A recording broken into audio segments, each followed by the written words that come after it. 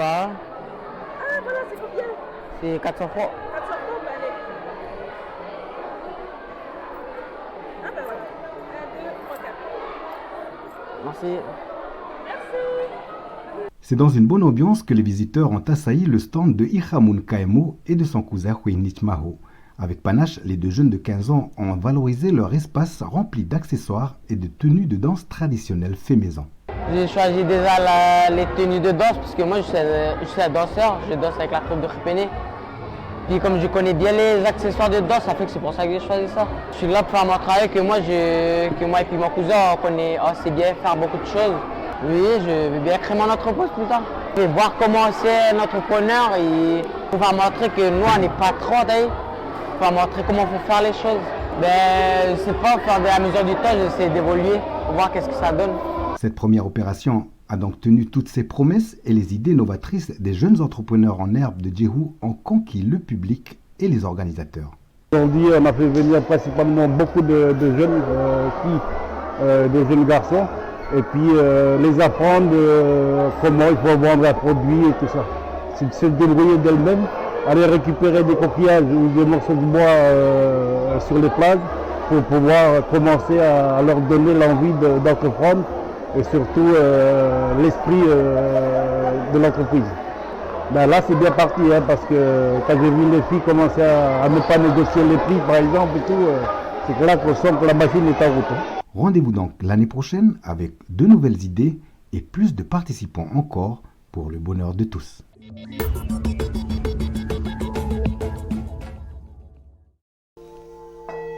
J'entends la musique qui est derrière moi.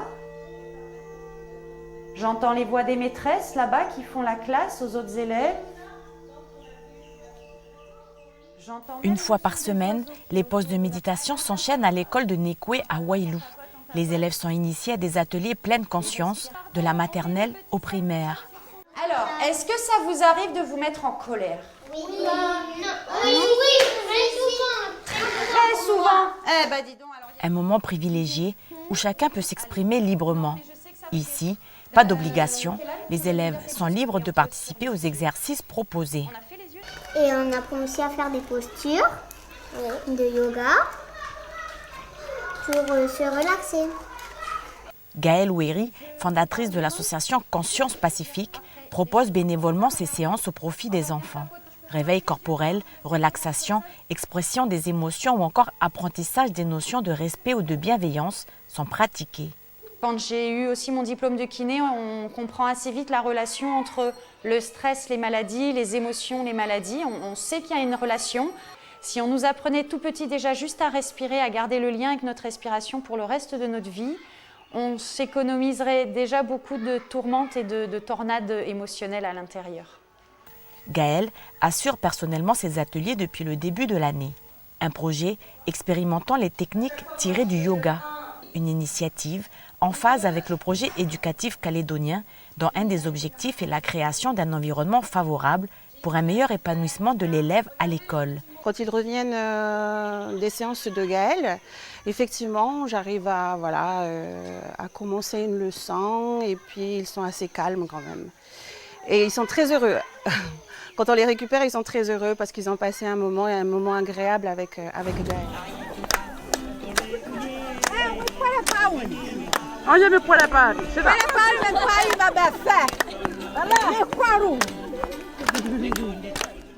C'est dans une ambiance plutôt chaleureuse que plus de 80 personnes ont répondu ce matin à l'appel du parcours santé initié par le gouvernement de la Nouvelle-Calédonie.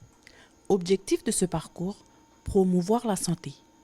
L'idée, c'était de faire une activité qui parcourt l'ensemble de la Nouvelle-Calédonie et que tous les Calédoniens participent.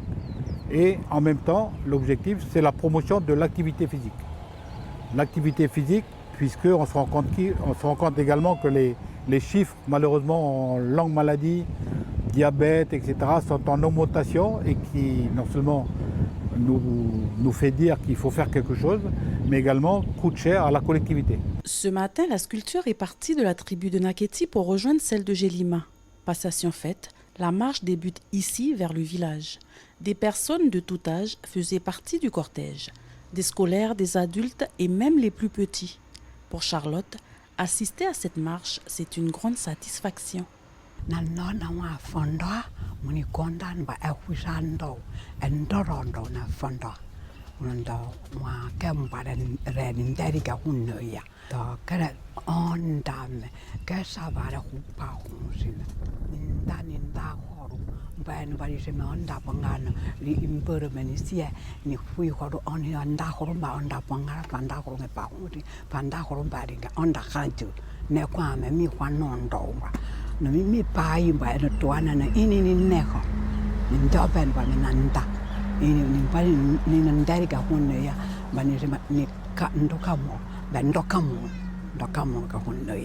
C'est ici à la tribu de Ko que Kanala passe le relais à la commune de Kouawa. La sculpture du parcours d'Okamo passe dans 2 communes par jour. Elle fera le tour du caillou et terminera sa course le 28 novembre à Poya.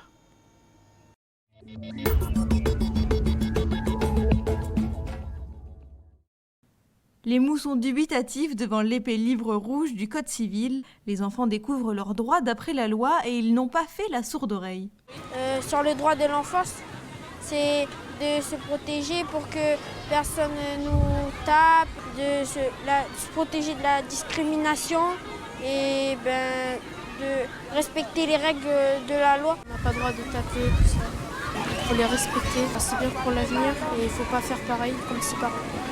Aller à l'école, manger sainement, rire et jouer, des droits élémentaires que les enfants connaissent déjà pour certains. On est toujours assez émerveillés de voir qu'il y a de toute évidence un gros travail qui est fait probablement à l'école, où ils sont beaucoup déjà informés sur un certain nombre de leurs droits. Ce qu'on leur explique aussi, c'est qu'entre eux, ils doivent se protéger, notamment à l'école, quand il y a du harcèlement scolaire. Dénoncer aussi s'il y a des violences, et notamment à la maison. On est aussi là pour apprendre aux enfants d'être les acteurs de leurs droits et de participer au respect de leurs propres droits. Connaître ses droits et prendre soin de ses camarades peut être une première étape pour certains avant d'enfiler la robe d'avocat dans quelques années. Mais dis-moi, veux-tu vraiment des aides? Oui, bien sûr. En acceptant, as-tu été loin d'imaginer ce qu'il a trouvé. C'est un grand pas pour ces volontaires stagiaires de la filière auxiliaire d'autonomie. Aujourd'hui, Gemela et ses camarades proposent une séance lecture aux personnes âgées de l'EHPAD des Trois-Rivières de Koumak. Un moment d'évasion pour ces résidents. Aujourd'hui, ça a été quelque chose vraiment qu'on n'a pas tous les jours, quoi. Christelle, la formatrice, a intégré dans le module communication cette séance lecture pour aider ses élèves à mieux s'exprimer. Elles vont apprendre des soins physiques, des soins techniques, entre guillemets, qu'on peut dire comme ça, mais le soin relationnel a aussi beaucoup d'importance. Donc apporter le bien-être, apporter de l'évasion, c'est une forme de bientraitance et ça fait partie de la prise en charge du résident, ça fait partie de la prise en charge de l'usager. Stressé au début, mais après quand on a commencé à lire, ça... Puis depuis ce matin, on s'est entraîné à lire là-bas au SMA. Ça nous a plu. On voit déjà qu'est-ce qu'on va faire comme animation pour les distraire. C'est qu'on va faire la lecture ou sinon on réfléchira à d'autres types d'animations aussi. Pour préparer cette rencontre, Marie-Thérèse, Gemela et leurs camarades ont pu compter sur le soutien des agents de la médiathèque Louis-Bastien de Koumak. Ça me permet aussi de parler, parce que comme je suis toujours timide dans mon coin, là, du coup... Il reste 8 mois à la quinzaine de volontaires stagiaires pour parfaire leur formation. Elles passeront l'examen final à la mi-2021.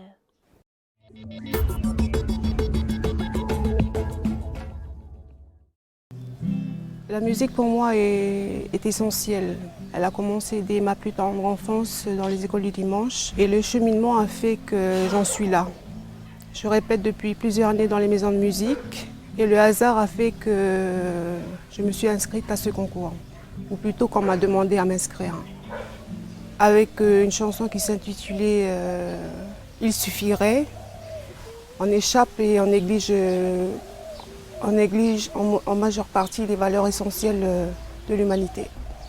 La musique me procure beaucoup de bien-être et une liberté d'être. Elle est porte-parole de mon cœur. Je suis à l'école Guichard-Moreau, j'ai 10 ans et je suis en CM2. J'ai un oncle qui joue de la guitare. Mon pépé chante beaucoup aux fêtes, et moi aussi d'ailleurs. Depuis 3-4 ans, je suis tombée amoureuse de la musique. Et c'est comme magique. Tout a commencé à l'école, à la chorale. Ensuite, à la maison, on écoute beaucoup de musique. Et c'est là où tout a commencé et que j'ai voulu m'inscrire au concours de Chant Chante ma ville pour la première fois. En présélection, j'ai chanté avec ma mère La tendresse de Bourvil. Et j'aime bien cette chanson parce que ce qu'il dit, c'est vrai. On ne peut pas vivre sans tendresse, c'est impossible. Donc vraiment, moi, ça m'émeut un peu. Je suis étudiante au lycée Grand Nouméa, je suis en première. Et en dehors du handball, ma passion, c'est la musique. Je fais de la musique depuis toute petite. J'ai un entourage avec beaucoup de musiciens. La musique, elle a une place importante pour moi après l'école. Après l'école, parfois ma famille vient m'appeler pour aller répéter des chants pour des petits concerts. Pour la présélection, j'ai chanté une composition de mon frère, c'est Hanou Moulamane, et ça parle un peu de la naissance de ma petite sœur. Et ça s'est plutôt bien passé, j'ai terminé deuxième, ça va, c'était bien. Bonjour, ça va? J'ai cuisiné des chapiteaux. Puis là, l'initiative aujourd'hui, c'est de venir à la rencontre des gens de la tribu, puis pouvoir voir les champs. Ma fonction, c'est de cuisiner en fait avec les produits justement locaux et voilà. Bon, si vous goûtez direct, il est bon. Ça, moi, je te fais l'échec global et puis voilà. Ok. Bon, allez, on va aller chercher les tomates. Let's go. Oui, super en tout cas. Merci. Bonne journée. Pareil. L'avantage de venir en tribu aussi, c'est que ça permet d'avoir un circuit court. Donc directement d'avoir les denrées fraîches qui viennent du champ. Et ça évite d'être là dans une attente qu'elles soient colportées ou quoi que ce soit. Et en plus, on peut tout de suite les travailler. Et là, je vous garantis qualité, fraîcheur, impec. Ah, il y en a plein, elles sont belles, hein. La belle tomate. Ils ont posé la Seine. Et là, du coup, on va aller voir si on a attrapé du poisson. Et puis le mettre au menu de ce soir. Hein, ça pourrait bien agrémenter les petits légumes du jardin de ce matin. On a eu notre pêche. On va aller rechercher le filet tout à l'heure. Là, on avait posé une nasse. On se retrouve avec ça dedans. Voilà, c'est pas mal non plus.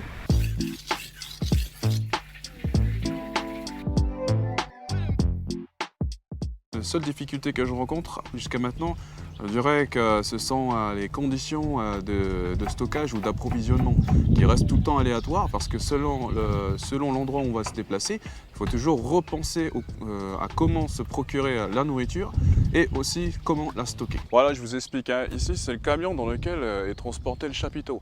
Une fois déchargé, moi j'ai mon petit camion, tout part à l'intérieur et je monte ma cuisine. C'est un peu un labo et tout qui se fait en impro. Le fait d'apporter aux techniciens et aux artistes ce côté professionnel gastronomique et aussi de cuisine locale, c'est comme en fait, je dirais, un remède, ça booste les troupes. J'ai aussi tous les artistes qui m'aident beaucoup, qui m'épaulent beaucoup, qui sont là, rien que le fait qu'ils mangent mes plats, et moi ça me fait plaisir, ils me disent merci, c'est un peu aussi l'aboutissement d'un spectacle préparé. Hein.